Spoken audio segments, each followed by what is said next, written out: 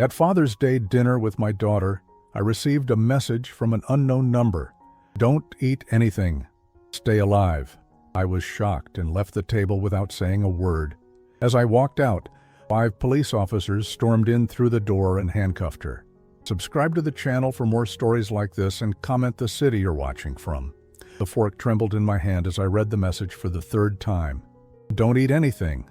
Stay alive. The words blurred on my phone screen, sent from a number I didn't recognize.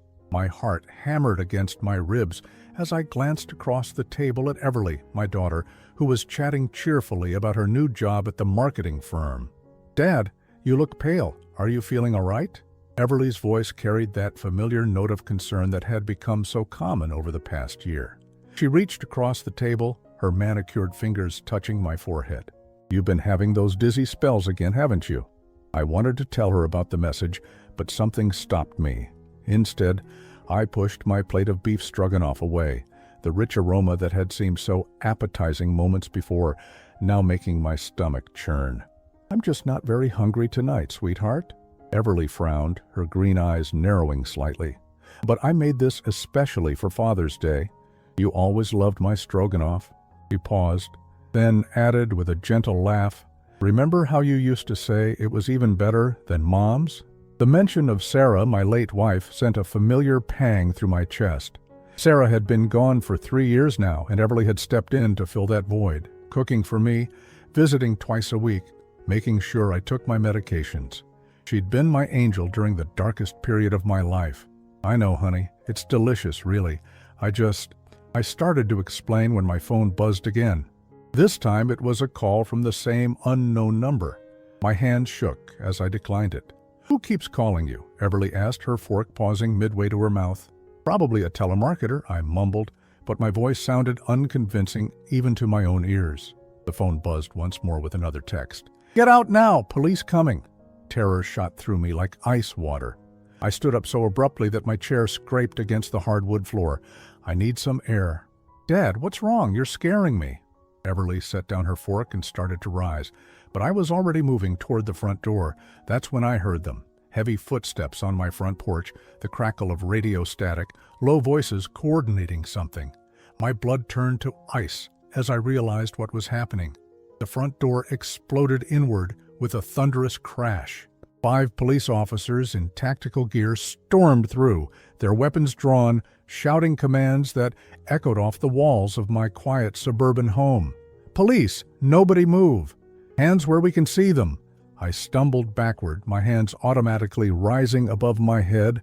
Behind me, I heard Everly scream, a high-pitched sound of genuine terror that cut through the chaos. "Benjamin Crawford, step away from the table." The lead officer, a stern-faced woman with graying hair, kept her weapon trained on the dining room while 2 other officers moved toward Everly. "What's happening? Why are you in my house?" My voice cracked like a teenager's. This had to be some kind of mistake, some horrible misunderstanding. "Everly Crawford, you're under arrest for attempted murder." The words hit me like a physical blow. I watched in stunned disbelief as they pulled my daughter's hands behind her back, the metallic click of handcuffs impossibly loud in the sudden silence. "Attempted murder?" I whispered, the words foreign on my tongue. There must be some mistake. "This is my daughter. We were just having dinner." Everly's face had gone completely white, her mouth opening and closing like a fish gasping for air. "Dad, I don't know what's happening." "Tell them this is crazy." The lead officer approached me, her expression grim but not unkind. "Mr. Crawford, we have reason to believe your daughter has been systematically poisoning you over the past 18 months. The room seemed to tilt sideways.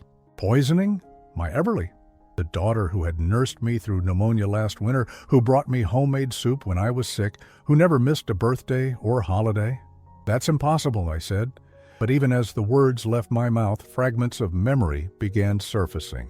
The constant stomach problems that had started after Sarah's death. The mysterious dizzy spells that doctors couldn't explain. The way I always felt worse after Everly's visits, something I'd attributed to loneliness when she left. "We found arsenic in your blood work, Mr. Crawford. Levels consistent with chronic poisoning." The officer's voice was professional, matter of fact, as if she were discussing the weather instead of destroying my entire world. Arsenic. The word echoed in my head as I stared at my daughter, who was now sobbing hysterically as they read her rights. My beautiful, caring daughter who had been slowly killing me. The anonymous tip came in this morning, the officer continued. Someone who knew about the poisoning and couldn't stand by and watch anymore.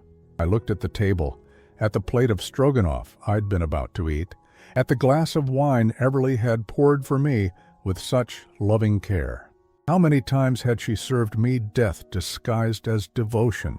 As they led Everly toward the door, she turned back to me, her mascara streaking down her cheeks. "Daddy, please, you have to believe me. I would never hurt you. I love you." But something in her eyes had changed. Behind the tears and the protests, I saw something cold and calculating that I'd never noticed before. Or maybe I had noticed, and I'd simply chosen to ignore it because I couldn't bear to lose the only family I had left. The house fell silent after they left, leaving me alone with the ruins of my dinner and the wreckage of my life. I sank into my chair, staring at the food that could have been my last meal, wondering how long I had been living with a killer. The hospital bed felt cold against my back as Detective Maria Santos pulled up a chair beside me. 3 days had passed since Everly's arrest. 3 days of medical tests and questions I couldn't answer. The doctors had pumped my stomach, run blood work, started me on chelation therapy to remove the arsenic from my system. "I need you to think back, Mr. Crawford," Detective Santos said gently, opening a thick manila folder. "When did you first start feeling sick?" I closed my eyes, trying to organize the blur of memories that had been haunting me since that horrible night. It was about 6 months after Sarah died. Maybe a little longer. My voice was hoarse from the tube they'd put down my throat. I started having stomach problems, nausea, cramping. The doctors said it was grief-related. "And Everly was helping take care of you during this time?" The question felt like a knife twist. She was wonderful. After Sarah passed, Everly moved back from Seattle to be closer to me. She said she couldn't bear the thought of me being alone. I laughed bitterly. I thought I was the luckiest father in the world. Detective Santos made a note in her pad. "Tell me about your routine with her. When did she visit? What did she do when she came over?" I stared at the ceiling tiles, remembering. Tuesday evenings and Sunday afternoons, like clockwork, she'd bring groceries, cook dinner, sometimes stay overnight if I was feeling particularly unwell. The irony wasn't lost on me now. She always insisted on cooking. Said restaurant food wasn't good for someone my age. Did she have access to your medications? Of course. She organized my pill dispenser every week. Sarah used to do that. And after she died, I could never keep track of what to take when. My hands clenched the hospital sheets. Everly said it was just another way she could take care of her old dad. The detective's pen scratched against paper. "We found evidence that she was grinding up arsenic tablets and mixing them into your medications. Small doses, just enough to make you sick, but not enough to kill you quickly." The methodical nature of it made my skin crawl. This wasn't a crime of passion or desperation. This was calculated, patient, deliberate. But why? Why would she want to hurt me? Detective Santos hesitated before pulling out a document from her folder. "We found this in her apartment, Mr. Crawford. It's a copy of your will from 2 years ago." I recognized my lawyer's letterhead immediately. The will that left everything to Everly, written during those dark months after Sarah's diagnosis, when I couldn't imagine living without my wife. "There's something else," the detective continued. "We also found a more recent will in your home office, one that significantly changes your beneficiaries." My heart sank as I remembered. The new will. I wrote it 8 months ago. I'd been feeling stronger then, more like myself. The grief counselor had helped me realize that I needed to think about legacy, about making a difference. I left the bulk of my estate to the animal shelter where Sarah used to volunteer. Everly would still get the house and some money, but not the $2 million in investments and life insurance, Detective Santos finished. "According to the new will, that all goes to charity. $2 million, enough to kill for, apparently." But how did she find out? I never told her about the changes. "We're still investigating, but it appears she'd been going through your papers during her visits. We found copies of bank statements and investment reports hidden in her apartment." I felt sick again, But this time it wasn't from the poison. It was from the realization that my daughter had been methodically searching through my personal documents, planning my death, while pretending to care for me. "There's more, Mr. Crawford." Detective Santos's voice grew even more gentle. "We believe she was also researching symptoms that would mimic natural illness in elderly patients. We found searches on her computer for things like signs of dementia in older men and natural causes of death in seniors." The room started spinning again. "She was going to make it look like I died naturally?"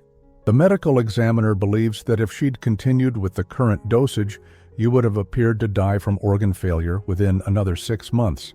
Given your age and your history of health problems since your wife's death, it's unlikely anyone would have ordered an autopsy." I thought about all those doctor's visits, all those tests that came back inconclusive, the specialists who scratched their heads over my mysterious symptoms, the well-meaning friends who told me it was just old age catching up with me. "Last month," I said suddenly, "I was in the hospital for 4 days with what they thought was food poisoning." Everly barely left my side. "She brought me homemade soup from home." Detective Santos made another note. "That coincides with a spike in arsenic levels we found in your hair samples. Hair grows slowly, so it's like a timeline of the poisoning." The betrayal cut deeper than any physical pain I'd ever experienced. Every act of kindness, every worried phone call, every home-cooked meal had been part of an elaborate murder plot. My daughter hadn't been taking care of me. She'd been killing me one spoonful at a time. "The night before she was arrested," I said slowly, "she brought me a special dinner for Father's Day. She said she wanted to celebrate how strong I'd been since Mom died." I looked at Detective Santos. "That was going to be the final dose, wasn't it?" The detective nodded grimly. "The amount of arsenic in that stroganoff would have likely caused organ failure within hours. If you'd eaten that meal, you wouldn't have lived to see morning." I closed my eyes, trying to process the enormity of what had almost happened. Someone had saved my life with that anonymous message, someone who knew what Everly was planning and couldn't let it happen. "Who sent the warning?" I asked. "Who saved me?" Detective Santos smiled for the first time since she'd arrived. "That's something we're still working on. But whoever it was, they've been watching the situation for some time." The tip included details about the poisoning method, and even suggested where we might find evidence in Everly's apartment. So someone else knew what she was doing. It appears so, and when they realized she was going to escalate to a fatal dose, they decided to act. I stared out the hospital window at the parking lot below, watching families come and visit their sick relatives. Real families, with real love and concern. Not like the twisted performance I'd been living with for over a year. The worst part wasn't even that Everly had tried to kill me. It was that she'd made me doubt my own instincts, my own perceptions. Every time I'd felt worse after her visits, every time something seemed off about her behavior, I dismissed it as grief and loneliness playing tricks on my mind. But somewhere out there was someone who had seen the truth and had risked everything to save me. The law office felt smaller than I remembered as I sat across from my attorney, Robert Fleming, who had been handling my affairs for over 20 years. He spread the documents across his mahogany desk like a surgeon laying out instruments, his face grave behind wire-rimmed glasses. "Benjamin, I have to ask you something difficult," Robert said, adjusting his tie nervously.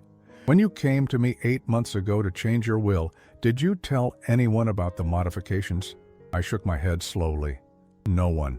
You advised me to keep it private until I was ready to discuss it with Everly." My voice caught on her name. "Even after everything," saying it still felt like swallowing glass. Robert pulled out a manila folder thick with papers. "The police found these in Everly's apartment. They're photocopies of bank statements, investment portfolios, and insurance documents, some dating back 2 years. My hands trembled as I recognized my own financial records, documents I kept locked in my home office filing cabinet. "How did she get these?" "We believe she was systematically copying your paperwork during her visits. Look at this." He showed me a highlighted copy of my investment summary. $1.8 million in various accounts, plus the $500,000 life insurance policy. The numbers stared back at me, but they felt meaningless now. I worked 40 years to build that nest egg. Sarah and I lived modestly, saved every penny we could. There's more. Robert's voice grew heavier. We found evidence that Everly had been forging your signature on financial documents. She attempted to change the beneficiary on your life insurance policy back to herself just 3 weeks ago. My blood ran cold. 3 weeks ago? But the policy clearly states that any beneficiary changes require my presence at the insurance office. She knew that. According to the insurance investigator, she called claiming you were too ill to come in person and asked about alternative procedures. When they insisted on following protocol, she became increasingly agitated. I remembered that week clearly now. Everly had been different, more attentive than usual. She'd insisted on staying overnight for 4 consecutive days, claiming she was worried about my deteriorating condition. She was getting desperate, I realized aloud. The new will, the insurance policy, she was running out of time to secure the money. Robert nodded grimly. The police also found internet searches on her computer. She'd been researching elderly mental competency laws, trying to find ways to have you declared mentally unfit. The betrayal cut deeper with each revelation. She wanted to have me committed. It appears so. If she could prove you were suffering from dementia or Alzheimer's, she could have the new will invalidated and gain power of attorney over your assets. Robert removed his glasses and cleaned them methodically. Benjamin, I've seen family greed before, but this level of calculation is extraordinary. I thought about all those conversations where Everly had gently suggested I was becoming forgetful, how she'd started speaking to me more slowly, repeating herself as if I couldn't understand simple concepts, how she'd begun making doctor's appointments for me without my knowledge, claiming I'd forgotten about them. She was gaslighting me, I said, the psychology term feeling foreign in my mouth, making me doubt my own mental clarity. The medical records support that theory. Dr. Patterson told police that Everly had called him multiple times expressing concern about your cognitive decline. She claimed you were confused, forgetting conversations, showing signs of dementia. Dr. Patterson had been my physician for 15 years, a good man who'd known both Sarah and me well. But I never had those symptoms when I wasn't being poisoned. Exactly. The arsenic poisoning was causing confusion, memory problems, and disorientation. Symptoms that could easily be mistaken for early-stage dementia, especially if someone was coaching the doctor to look for them. Robert pulled out another document, this one bearing official letterhead. 3 weeks before her arrest, Everly had scheduled an appointment with a psychiatrist who specializes in elderly competency evaluations. She told his office that her father was becoming increasingly paranoid and might need to be evaluated for his own safety. The systematic nature of her plan was breathtaking in its cruelty. She hadn't just wanted to kill me, she'd wanted to destroy my dignity first, to have me declared mentally incompetent so no one would question her control over my affairs. There's something else you need to know, Robert continued, his voice dropping. We found a draft letter on her computer, apparently intended for the probate court. In it, she claims that you'd been showing signs of dementia for over a year, and that the new will was the product of a confused mind influenced by overzealous charity solicitors. I felt nauseated. She was going to challenge the will even after I died. It appears she had every angle covered. Slow poisoning that would mimic natural illness, documentation of supposed mental decline, and a legal strategy to overturn any will that didn't benefit her. Robert leaned back in his chair. If that anonymous tip hadn't come in when it did, she might have succeeded. The thought of Everly standing at my funeral, playing the role of the grieving daughter while secretly celebrating her inheritance, made my stomach turn. How long had she been planning this? Had she started plotting before Sarah was even gone? Robert, I need to ask you something. I met his eyes. In your professional opinion, how long do you think she was planning this? He was quiet for a long moment, studying the papers spread before him. Based on when she started copying your documents and the internet search history the police provided, I'd say at least 18 months, possibly longer. 18 months. That meant she'd started planning my murder while Sarah was still alive, while we were still a happy family celebrating birthdays and holidays together.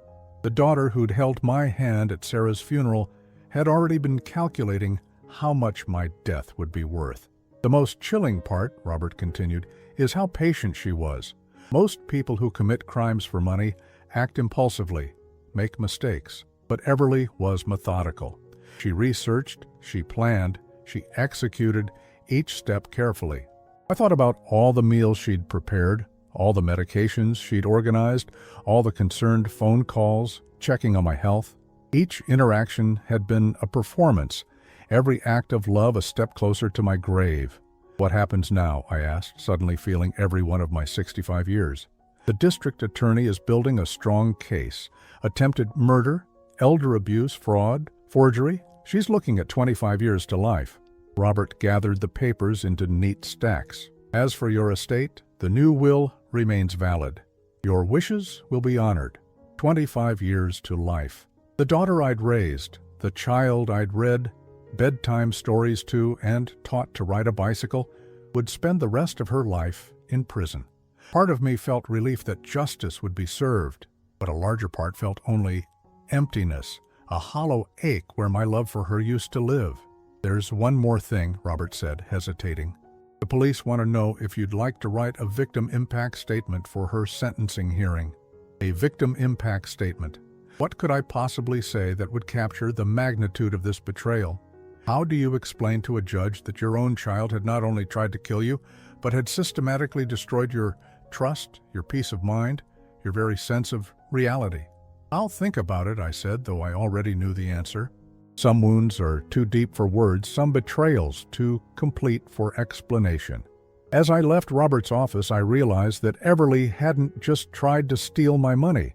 She'd stolen something far more valuable, my ability to trust, to love without reservation, to believe in the fundamental goodness of family bonds. But somewhere out there was the person who had saved my life, someone who had cared enough to risk everything to protect me.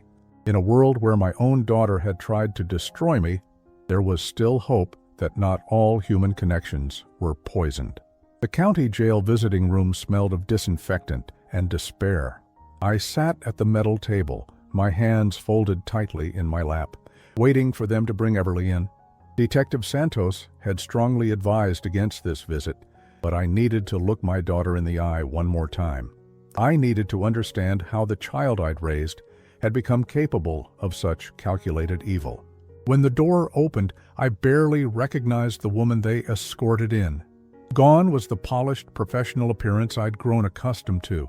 Everly's hair hung limp and unwashed, her orange jumpsuit wrinkled, her face pale and drawn. But it was her eyes that shocked me most, cold, empty, devoid of the warmth I'd once believed was genuine. She sat across from me without a word, her handcuffed wrists resting on the table between us. For a long moment, we simply stared at each other across a chasm that felt unbridgeable. "Hello, Daddy." Her voice was flat, emotionless. No tears, no protests of innocence, no pleas for forgiveness. "Everly," I could barely get her name out. "I came here hoping you might explain why you tried to kill me." She leaned back in her chair, a slight smile playing at the corners of her mouth. "You really want to know?" "Yes, because you were supposed to be dead already." The casual cruelty in her voice made my blood freeze.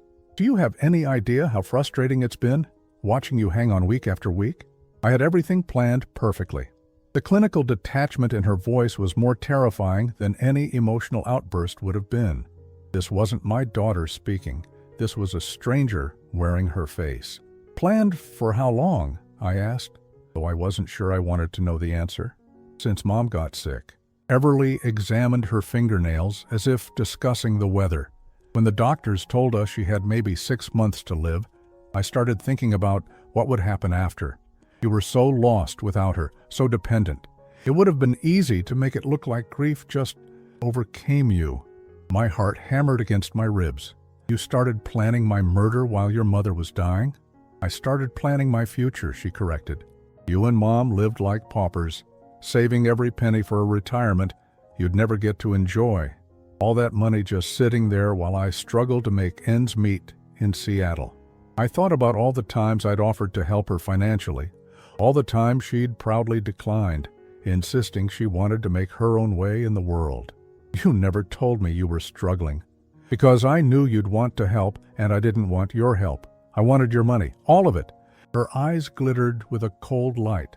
Do you know how much it costs to live in Seattle? How much my apartment rent was? How much I was spending just to maintain appearances?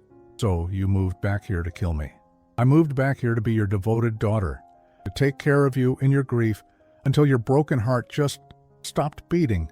She shrugged. The arsenic was just insurance, something to speed up the natural course of events. The matter-of-fact way she discussed my planned murder made my skin crawl. But there was something else, something in her tone that suggested this wasn't just about money. There's more, isn't there? I said quietly. This wasn't just about the inheritance. For the first time, genuine emotion flickered across her face. Anger. You really want to know what this is about? It's about spending my entire childhood competing with charity cases. What are you talking about? The animal shelter, Dad? Do you know how many times you and Mom canceled plans with me because some dog needed surgery? How many birthdays were interrupted because a cat needed to be bottle-fed? Her voice rose slightly. You paid for veterinary care for strays, but made me work summers to pay for my own car. I stared at her in disbelief. We taught you compassion, Everly. We showed you how to care about creatures that couldn't care for themselves. You showed me that I came second to anything with 4 legs and a sob story. Her hands clenched into fists. And then that new will, leaving everything to the animal shelter while your own daughter gets table scraps. It was like a final insult. The depth of her resentment was staggering. All those years when I'd thought we were raising her to be caring and empathetic, she'd been harboring this festering jealousy. But you had help, I said, remembering what Detective Santos had told me. You didn't do this alone. Everly's expression shifted, became cautious. I don't know what you mean. The police found evidence that someone was helping you, someone with medical knowledge who knew how to obtain arsenic, how to administer it in doses that wouldn't be immediately detected. You're fishing. His name is Marcus Chen. I watched her face carefully as I spoke the name Detective Santos had shared with me just that morning. Your boyfriend, the pharmacy technician. Everly's mask slipped completely. Her face flushed red, then went pale. How did you find out about Marcus?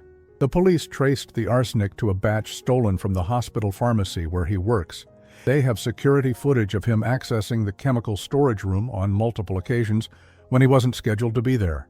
He was quiet for a long moment, then laughed bitterly. Marcus thought he was so clever. He said no one would ever trace it back to us if we were careful. How long have you been with him? 2 years. We met online. Her voice softened slightly. He understood me, understood what it was like to feel trapped by family obligations. His parents expected him to support them financially while he could barely afford his own rent. I felt sick. So you planned this together? Marcus suggested the arsenic.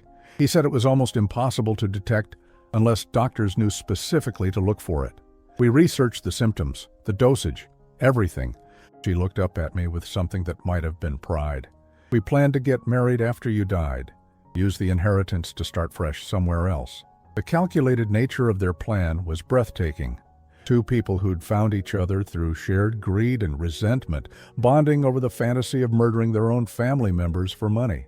He was supposed to propose after the funeral, Everly continued, lost in her fantasy. We had it all worked out. I'd play the grieving daughter for a few months, then gradually start dating him publicly. A whirlwind romance born from mutual comfort and understanding. And now? Now, Marcus is in the cell next to mine. The bitterness in her voice was absolute.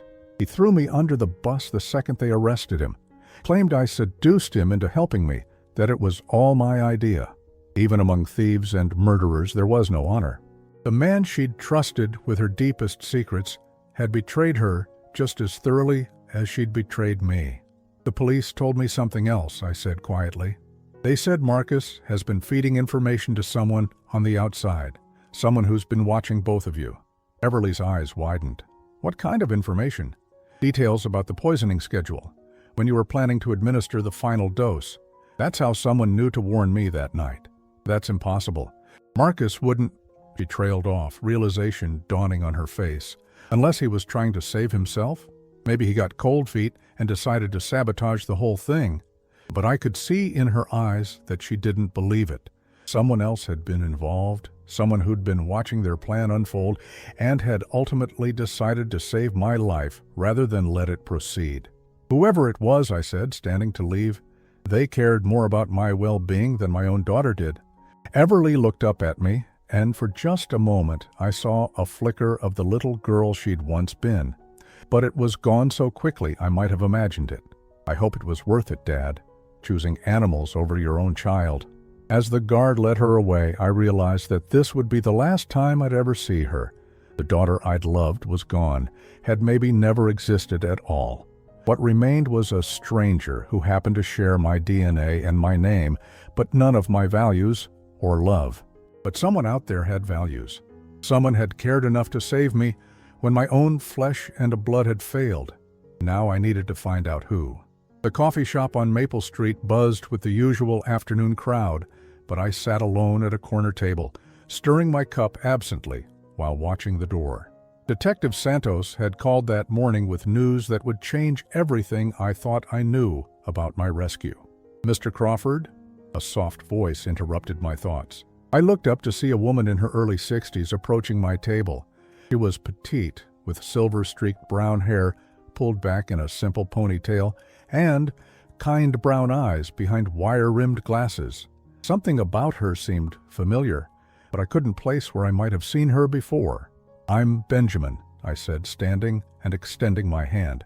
"I'm Janet Walsh." Her handshake was firm, but her voice trembled slightly. "I believe Detective Santos told you I wanted to meet Janet Walsh." The name Detective Santos had given me belonged to the woman who had sent the anonymous warning that saved my life. I gestured for her to sit, my mind racing with questions. "You're the one who warned me," I said simply.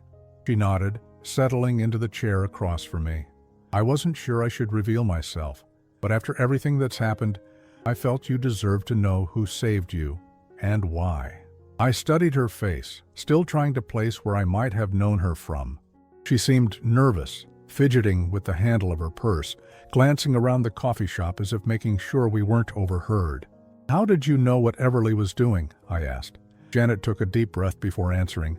"Because I was married to a man just like her, someone who pretended to love me while slowly killing me." The words hit me like a physical blow. "You were being poisoned too?" "For 3 years." Her voice grew stronger as she spoke. "My late husband Richard used antifreeze in my food. Ethylene glycol poisoning mimics so many other conditions that doctors kept misdiagnosing me. Kidney problems, neurological issues, chronic fatigue. I was dying by degrees, and no one could figure out why." I leaned forward, horrified. "How did you find out?" "Our neighbor's cat got into Richard's garage and died after drinking from a puddle of what we thought was water. When the vet did a necropsy, they found antifreeze poisoning." Janet's hand shook slightly as she reached for her coffee. I started putting pieces together. How I only got sick when Richard cooked for me. How he always insisted on bringing me drinks when I was bedridden. How he'd started researching my life insurance policy and asking about my will. The parallel to my own situation was chilling. "What did you do?" I pretended not to know while I gathered evidence. I started saving samples of food he prepared, documented my symptoms, even recorded conversations where he talked about my declining health with family members. Janet's voice hardened. "It took me 6 months to build a case strong enough for the police to take seriously." "And Richard?" "Died in prison 2 years into his sentence. Heart attack." He said it matter-of-factly, without emotion. I felt nothing when they called to tell me. That's what these people do to us, Benjamin. They don't just poison our bodies, they poison our ability to love, to trust, to feel. I understood exactly what she meant. The numbness I'd felt since Everly's arrest, the way emotions seemed muted and distant. "But how did you know about my situation? How did you know Everly?" Janet hesitated, then reached into her purse and pulled out a small notebook. "After Richard's death, I became obsessed with preventing what happened to me from happening to others. I started volunteering at the senior center, joining community groups, paying attention to patterns that might indicate elder abuse." She opened the notebook, revealing pages of handwritten notes. Names, dates, observations. I keep track of families in our community where something seems off. Adult children who are overly involved in their parents' medical care, sudden health declines in previously healthy seniors, financial irregularities. Yeah, you were watching my family. I noticed Everly about 8 months ago at the pharmacy. She was asking very specific questions about your medications, claiming she needed to understand them better to help care for you. Janet flipped through her notes. The pharmacist mentioned to me later that she'd seemed unusually interested in potential drug interactions and side effects. My skin crawled. She was researching how to make the poisoning look natural. That's what I suspected. So I started paying closer attention. I volunteered to help with the Meals on Wheels program that serves your neighborhood, and I began watching your house during Everly's visits. The thought of this stranger observing my family's interactions felt invasive, but I was grateful beyond words that she had. What did you see? Patterns? You were always visibly healthier on the days between her visits. I watched you work in your garden, walk to the mailbox with energy and purpose. But within hours of Everly leaving, you'd become lethargic, unsteady. Sometimes I'd see you stumble or have to sit down suddenly while doing yard work. I remembered those episodes clearly now. The sudden dizzy spells that would hit me like a truck, the way my legs would give out without warning. I'd attributed it to aging, to grief, to anything except the truth. The final piece of evidence came 3 weeks ago, Janet continued. I was picking up my own prescription when I overheard Everly on the phone with someone. She was discussing something about the final dose and making sure it looked natural. You heard her planning my murder. I heard enough to know that whatever she'd been doing was about to escalate. Janet's eyes filled with tears. I couldn't let another person die the way I almost did. I couldn't stand by and watch another family be destroyed by someone who was supposed to love them. The courage it must have taken to intervene, to risk getting involved in something so dangerous, overwhelmed me. Why didn't you go to the police sooner? Because I knew they'd need concrete evidence, and I didn't have enough. Suspicions and observations aren't enough to arrest someone for attempted murder. She wiped her eyes with a tissue. But when I realized she was planning something for Father's Day, I knew I had to act, even if it meant exposing myself. The anonymous tip, I called the police that morning and told them everything I'd observed. I also called Marcus's supervisor at the pharmacy and reported my suspicions about drug theft. Janet looked directly into my eyes. I knew that once I made those calls, there would be no going back. If I was wrong, I'd look like a paranoid old woman. If I was right, you'd save my life. I hoped so. When I sent you that text message, I wasn't even sure you'd take it seriously. For all I knew, you might have thought it was a prank or a wrong number. I reached across the table and took her hand. You saved me, Janet, not just from death, but from a horrible, prolonged suffering, from dying while believing my daughter loved me. I'm sorry you had to learn the truth about Everly. I know how much that must hurt. The pain was still there, a constant ache in my chest, but it was bearable now because I knew it was honest pain, not the confused agony of being slowly poisoned while believing myself loved. There's something else you should know, Janet said quietly. Marcus has been talking to the police. He's trying to cut a deal by providing information about other potential victims. My blood ran cold. Other victims? Apparently he and Everly weren't the only couple planning this kind of scheme. They were part of an online community that shared information about undetectable poisons, discussed insurance fraud, even traded tips about how to manipulate elderly relatives. The scope of what Janet was describing made me feel sick. How many people? The police aren't saying, but Marcus claims there are at least a dozen other cases being investigated across 3 states. Janet's voice grew grim. People who thought they were dying of natural causes, but were actually being murdered by their own family members. I thought about all the obituaries I'd read over the years, all the sudden declines in health that had seemed so tragic but unremarkable. How many of those deaths had actually been murders disguised as natural causes? The police want me to testify, Janet continued, to explain how I identified the pattern, what I observed, why I decided to intervene. They think my testimony could help convict not just Everly and Marcus, but potentially save other victims. Will you do it? Yes? Her answer came without hesitation. Richard robbed me of 3 years of my life and nearly succeeded in taking everything, but his actions also taught me to recognize the signs, to spot the patterns that others might miss. He smiled sadly. Maybe some good can come from all that suffering. As we sat in the coffee shop surrounded by the normal sounds of everyday life, I realized that Janet had given me more than just a warning text message. She'd given me back my sanity, my sense of reality, my ability to trust my own perceptions. "What will you do now?" she asked. I thought about that question, about the empty house waiting for me, about the future I'd never planned for, because I'd expected to be dead. I don't know yet. Everything I thought I knew about my life, about my family, has been turned upside down. "It gets easier," Janet said gently. "The grief for the person you thought they were, the anger at being betrayed, the fear that you'll never be able to trust anyone again, it all gets easier with time." Looking at this remarkable woman who had survived her own nightmare and then dedicated herself to preventing others from suffering the same fate, I felt something I hadn't experienced in months: hope. 1 year later, I stood in the warm afternoon sunlight outside the Riverside County Animal Shelter, watching Janet help an elderly golden retriever named Rusty take his first tentative steps after hip surgery. The dog's tail wagged slowly as she knelt beside him, her voice soft and encouraging. "That's it, beautiful boy, one step at a time." I smiled, adjusting the volunteer badge pinned to my shirt. Who would have thought that the woman who saved my life would also become my closest friend, my partner in this new chapter I'd never planned to write? The shelter had been Sarah's passion project for 15 years before her death. She'd volunteered here every Tuesday and Saturday, helping with everything from feeding and grooming to fundraising and adoption events. After she died, I'd avoided coming here because the memories were too painful. Now I understood why she'd loved it so much. "Benjamin, can you help me with the new arrivals?" called Maria Santos.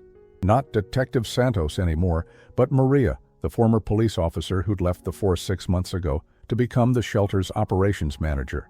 It turned out that solving my case had awakened something in her, a desire to help victims in a different way. Of course, I set down the bag of dog food I'd been carrying and followed her to the intake area. 3 puppies, barely 8 weeks old, huddled together in a transport carrier. They'd been found abandoned by the highway, hungry and frightened, but miraculously healthy. "They'll need bottle feeding every 4 hours for the next week," Maria explained, lifting the smallest one gently. "Think you're up for some sleepless nights?" I took the tiny puppy in my hands, feeling its rapid heartbeat against my palm. I've got nothing but time. That was true in more ways than one. After Everly's conviction and sentencing to 25 years in prison, I'd sold the house where she'd tried to kill me. Too many memories haunted those rooms, too many meals shared at the table where she'd served me poison. I'd bought a smaller place just 3 miles from the shelter, close enough to walk when the weather was nice. The financial settlement from Everly's insurance fraud had been donated to the shelter, along with the inheritance she'd tried so hard to steal. The irony wasn't lost on me that her greed had ultimately provided more funding for the animals she'd always resented than I could have given them on my own. "How are the night feedings going with the last litter?" Janet asked, joining us with Rusty walking slowly but steadily beside her. "Better than expected? I think I'm getting the hang of this grandpa thing." That's what the other volunteers had started calling me, Grandpa Ben, the man who specialized in caring for the animals that needed extra attention. The seniors with medical issues, the traumatized rescues who needed patience and gentle handling, the abandoned babies who required round-the-clock care. "Speaking of which," Maria said with a grin, "we got a call about a situation that might be perfect for you. A 90-year-old woman in assisted living had to surrender her 15-year-old cat because pets aren't allowed in her new facility. The cat, Oliver, is apparently grieving badly, won't eat, hides all day, cries constantly. I understood exactly how Oliver felt. What do you need me to do? Foster him for a few weeks while we work on finding him a new home. He needs someone patient, someone who understands grief." An hour later, I was sitting in my living room with a large gray tabby cat hiding under my coffee table. Oliver had been beautiful once, but grief had taken its toll. His fur was dull, his eyes listless, his body too thin despite being offered every treat and delicacy the shelter could provide. "I know, buddy," I said softly, settling into my armchair. "It's hard when the person you love most just disappears from your life." I didn't try to coax him out or force interaction. I'd learned that healing couldn't be rushed, that trust had to be earned slowly and carefully. Instead, I opened a book and began reading aloud, letting him get used to the sound of my voice. After about an hour, I felt a gentle pressure against my leg. Oliver had crept out from his hiding place and was leaning against my ankle, purring so quietly I almost missed it. "There you are," I murmured, reaching down slowly to stroke his head. "We're going to be okay, you and me." As the weeks passed, Oliver began to heal. His appetite returned first, then his curiosity about his surroundings. Eventually, he started following me around the house, sleeping on my bed and greeting me at the door when I came home from the shelter. But the most remarkable change was in me. Caring for Oliver, watching him rediscover trust and joy, helped me understand that my capacity for love hadn't been destroyed by Everly's betrayal. It had just been wounded, and like all wounds, it could heal, given time and the right conditions. "I don't think Oliver is going anywhere," Janet observed one evening as we sat on my back porch, watching the cat chase fireflies in the garden. "He's found his person." She was right. Somewhere along the way, fostering had turned into adoption. Oliver and I had both found something we needed in each other, a second chance at family. This time based on genuine affection rather than blood obligation.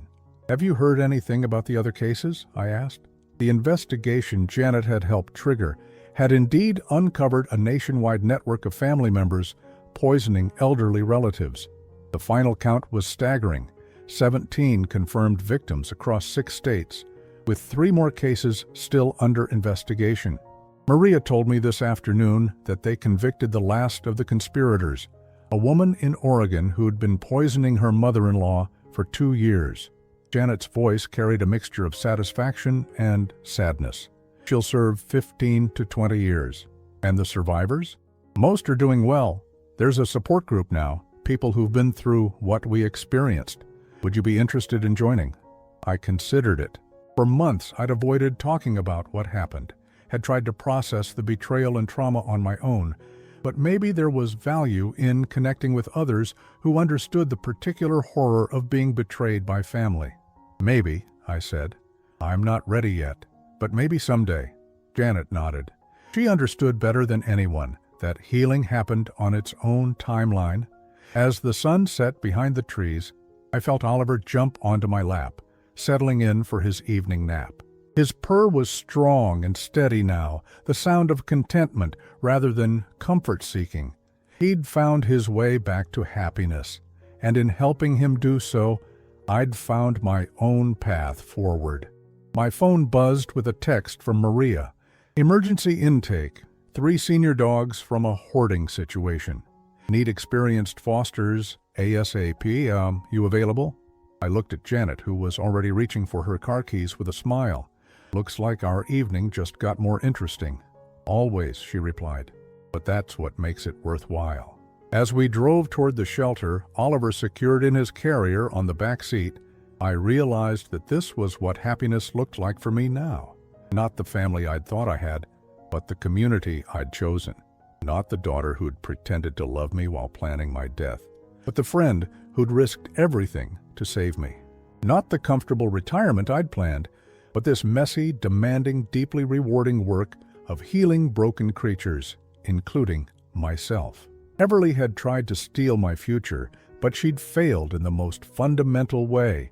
She'd taken my money, my trust, my sense of safety, but she couldn't take my capacity to build something meaningful from the wreckage she'd left behind. The 3 dogs we brought home that night were in rough shape, matted fur, overgrown nails, fearful of human contact. But as I settled them into temporary beds in my spare room, I saw something in their eyes that I recognized, the flicker of hope that refuses to be extinguished, no matter how badly we've been hurt. "We'll take good care of you," I promised them, "for as long as you need." It was the same promise I'd learned to make to myself, one day at a time. Some promises are worth keeping, even when the people who should have kept them for us failed, especially then. Outside, the night was peaceful and full of possibilities. Tomorrow would bring new animals to care for, new friends to make, new ways to transform pain into purpose. Everly had tried to write the ending to my story, but she'd forgotten something important. The best stories are the ones we write ourselves, especially the second chapters that nobody saw coming. I was 66 years old, and my life was just beginning.